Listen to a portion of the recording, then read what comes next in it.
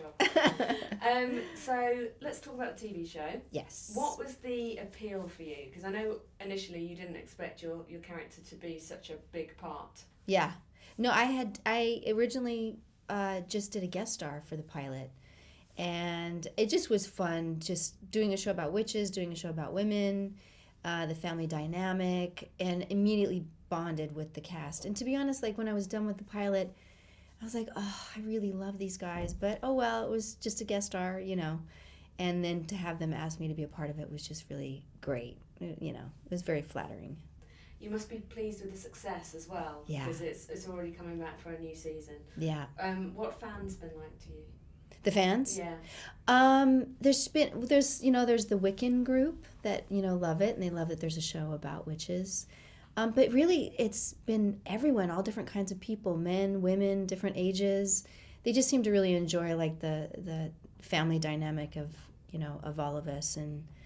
And we all have really strong characters, and it's just fun that, you know, Wendy is, like, she's always causing trouble, so people seem to really enjoy that. Did you know, obviously, when you were only doing the pilot, that you'd be spending, you know, the rest of the show being nude naked? Quite a lot? Yeah. No, I didn't. Thankfully, though, what's great about it is that they do it in a way that's not gratuitous. So it's kind of more funny when she's naked. So to me, I can, you know, that's like a lot of fun to me. And how she has this attitude of like, clothes, whatever. Yeah, she can take them or leave them. Doesn't really matter.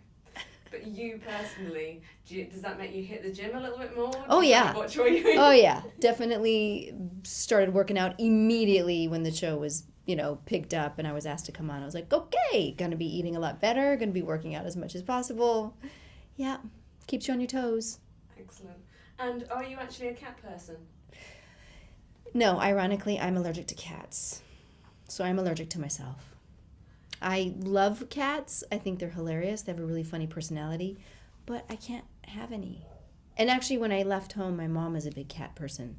So as soon as I left home, she got a bunch of cats. And I was like, okay, so clearly you're telling me you don't want me to come back home. I suppose it's quite good in a way, because when the cat's there, you're not. True. Yeah. But I've hung out with them a little bit, even though I have a little reaction. They're really adorable. They're funny.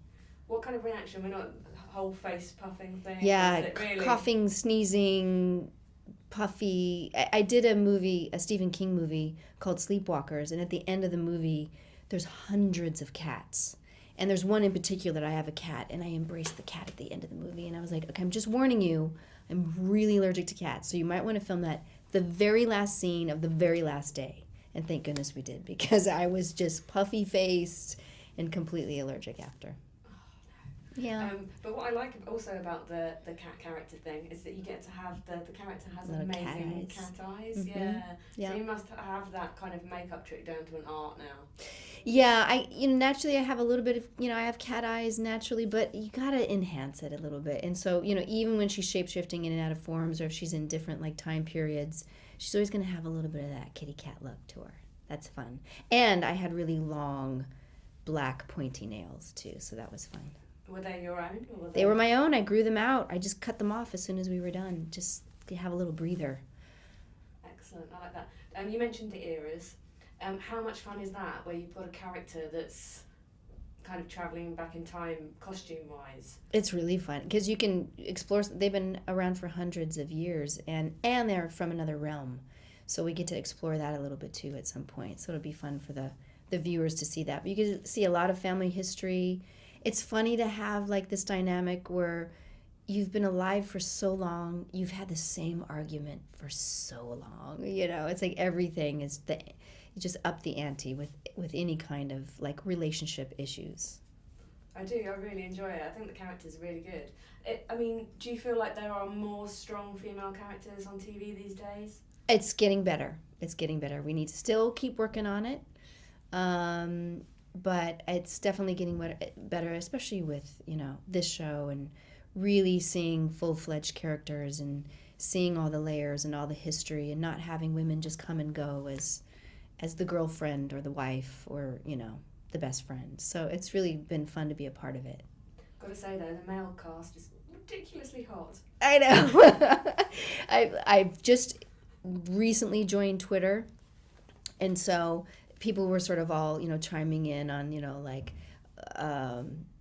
oh, Aunt Wendy's, said another funny line and made these like drinking games. I said, okay, everybody has to drink a shot of milk because I have to do everything from a cat's point of view. Every time Dash doesn't have his shirt on. He gets naked way more than Wendy does. That's fine. That's fine. That's absolutely fine. Yeah. And it's quite nice to have that switch as well. When right? You're talking about strong female characters, let's have some gratuitous male nudity for a change. Yep. Actually, Daniel and Eric both were like, we're shirtless again. We got to keep, working out. I was like, welcome.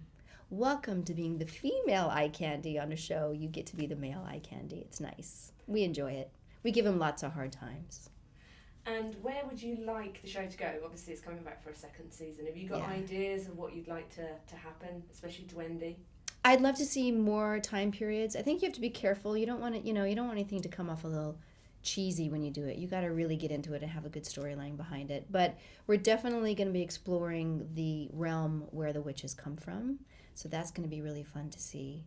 But there's just there's so many places for you to go with these characters and keeping the girls alive this time, and keeping them alive for as long as we can, and still working out more sister issues that seem to be never ending. And we keep kind of turning the tables on each other, every once in a while. It's like one of us causes some trouble and the other one has to be the responsible one and, pick up the pieces. So there's just so much stuff we can do.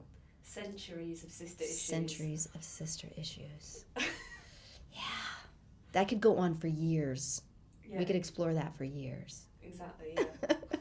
I like the witty lines as well. It's very clever. It's kind of got a bit of a postmodern thing about it because it's like references films and movies and stuff that's going on. And Wendy gets quite a lot of quips as well. Yeah. So was that another appeal for you? Absolutely. I've been having a blast with that. It's like, I can't wait to read the new script and get to see what Wendy does in that one, what kind of trouble she causes in that one, or great lines she gets to say. So I'm having a blast. You mentioned just going on Twitter. What was your decision? Yeah. Why did you decide? The other cast members made me do it. I was really resistant for a long time, and so it was the second episode, and they were all live tweeting, and I do understand that it's actually a really important part of it now because they now factor that into the ratings because it's evidence of, people watching live. So I was like, okay, fine. If I do it, I'm going to do it from a cat's point of view. So I'm on Twitter as @AuntWendyTheCat. Excellent. So that's fun. I just keep myself entertained. And is that kind of important for you to keep yourself kind of back from the whole Twitter thing? Because you get a lot of people that kind of are more than happy to be warts and all on Twitter, and then other people who get involved with projects, and quite clearly only with projects. Yeah, that's really the way I'm going to approach it for now. I've been I'm resistant to the whole celebrity part of it, and I've been in it for a long time and just kind of kept my personal life out of it. So I'm definitely not going to be the one taking selfies of myself and posting them. That's just not going to be me. But I want to support the show, and I do have to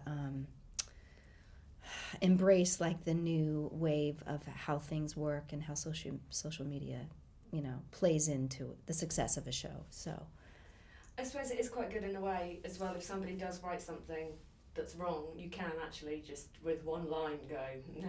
Yeah. Nah. That's not true. And I just limit it to, kind of tweeting around the show, before the show, after the show, and it is a nice way that fans can give immediate feedback and say something, and you can retweet it and kind of encourage, that thought process. But it keeps enough of a distance too, where it doesn't get too scary. Let's talk about Twin Peaks convention. Speaking of scary. Yeah. No. That was my segue. Yeah. Here's your segue. No, I think it's going to be a lot of fun, actually. What are these things like? Because I've never been to a festival. This is my first festival that I'm going to. I've been to other things. There was a USC whole 3-month series of the film students were studying Twin Peaks. So every weekend they were showing an episode of Twin Peaks.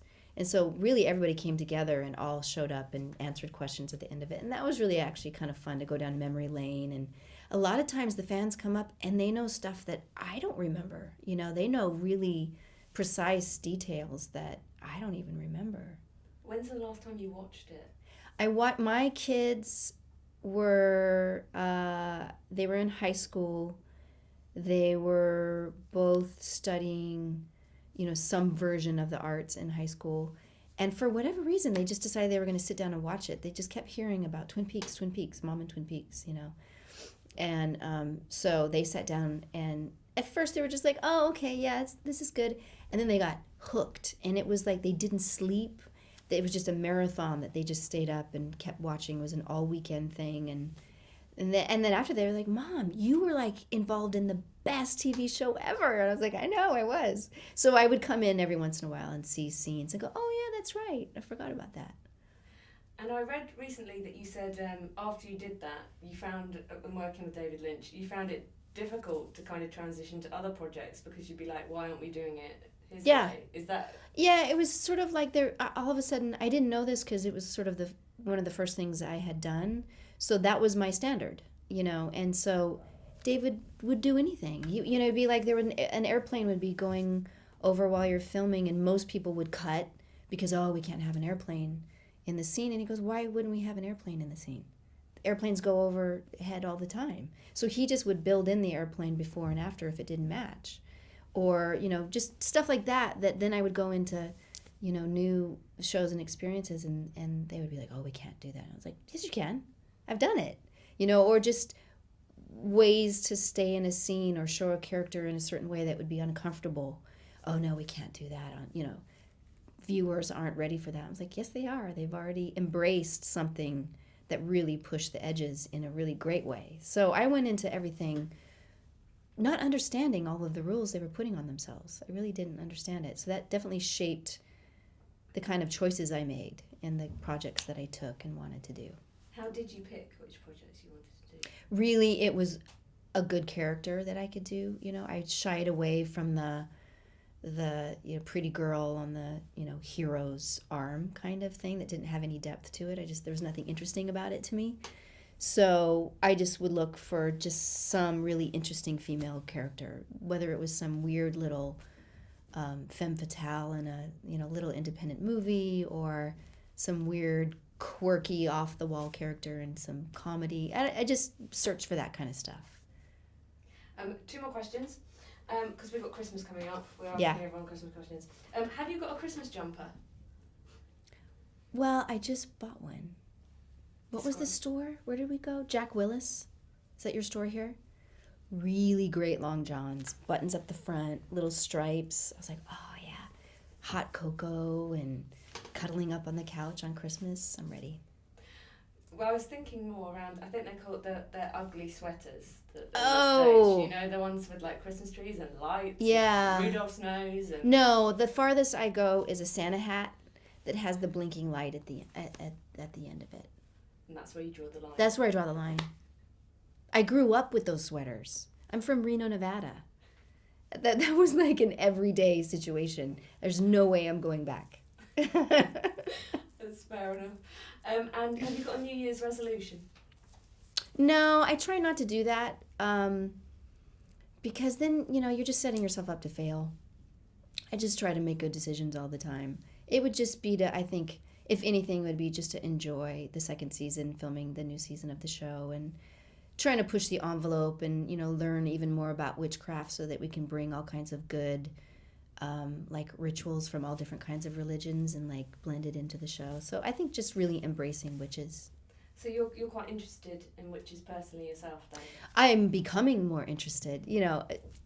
I wouldn't say that I was that into witchcraft before this, but it like even learning about the pentagram, I had no idea, because there's such like a connotation to the pentagram as being like something evil and pagan, and religions try to make it satanic, but it's really not. It's like the original symbol of it embraces earth, fire, water, spirit, and it's circling that gives it power and makes you a stronger person. And so just learning stuff like that's really interesting.